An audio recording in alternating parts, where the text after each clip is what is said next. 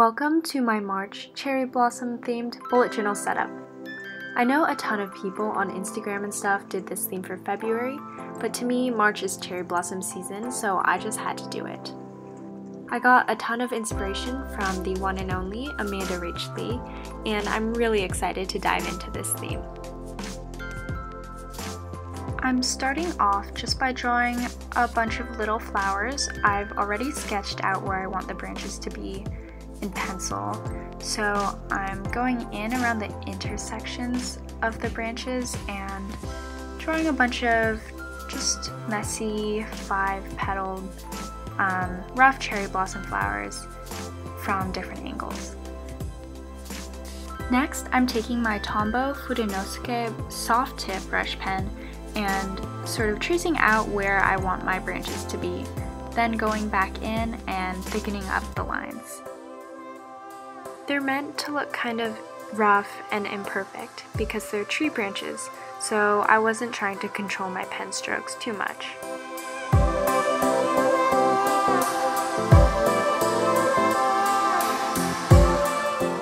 Here I'm going in with my fine liner again and drawing little closed up cherry blossom buds at the end of all of the branches.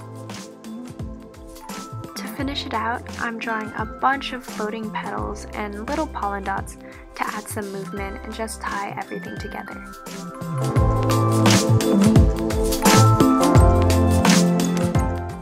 Now on to the most fun part in my opinion, coloring in. I'm using my Tombow dual brush pen in this light pink, number 761, to color in each of the flowers and all the little petals. Then I'm taking a slightly darker pink Tombow, number 772, to color in just the center of the flowers to add some dimension. For the first 2 months of the year, I did collages opposite of the cover page, but this month I thought I'd do something a little different. I got this beautiful postcard with this Tokyo Tower and cherry blossom scene in Japan, and I wanted to make that the focal point of this page. I cut out this rectangle from a piece of gorgeous Japanese fine paper I got at paper stores, and I'm attempting to glue it down with my tape runner to serve as a background for the postcard. Next, I'm taking my tape runner again to glue down the postcard, sort of off-center, so you can see the paper underneath. I've only just started using other materials like envelopes, paper, stickers, and things like that in my bullet journal because before it was mainly just pens and markers, but I think it's really fun and it adds a lot to my journal. The last step was just me experimenting with placing washi and some stickers to tie together the page.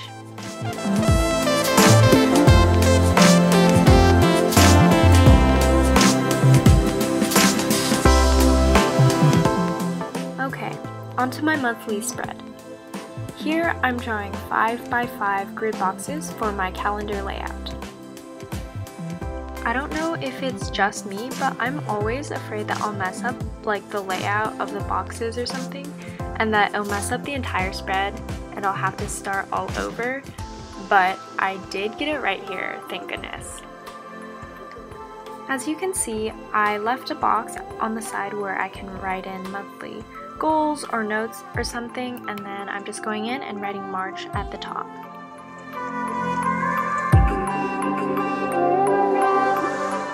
Sorry it's a little cut off, but using the same process I did on my cover page, I'm drawing a ton of cherry blossom flowers where I've sketched out my branches. Again, using the Fudenosuke soft tip brush pen, I'm filling out the branches, thickening them up, then adding little buds to the ends. I really think this step with the floating and falling petals completes the look and makes me picture a sunny, breezy spring day surrounded by beautiful cherry blossom trees. Then, using the same technique and pens from before, I'm filling in all the petals.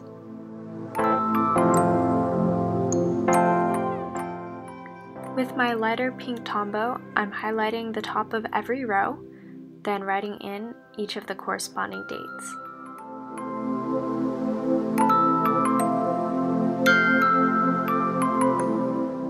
To complete this spread, I'm finishing up with the notes box and gluing down a strip of the same Japanese paper I used before.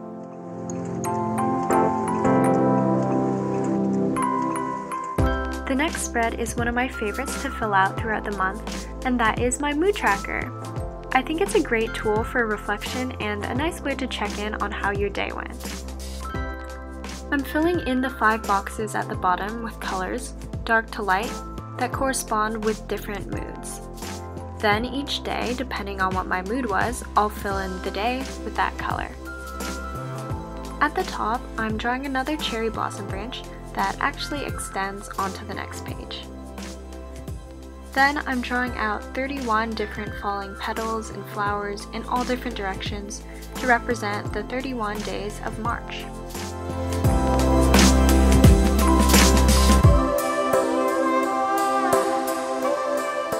Finally, I'm numbering each and every one of them, and then finishing up the cherry blossom branch at the top.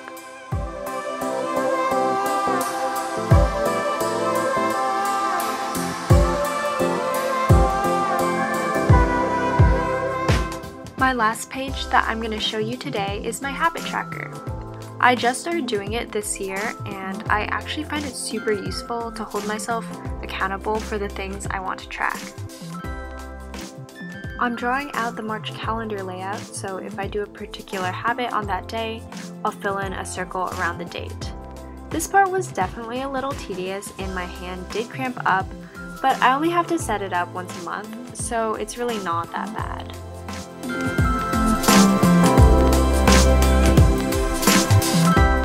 My habits I'm choosing to track are journaling, exercising, water, flossing, vitamins, and spending. And of course, with the little space on the bottom, I just have to add in another cherry blossom branch. My very last step was to highlight the titles because I thought it just needed something a little extra.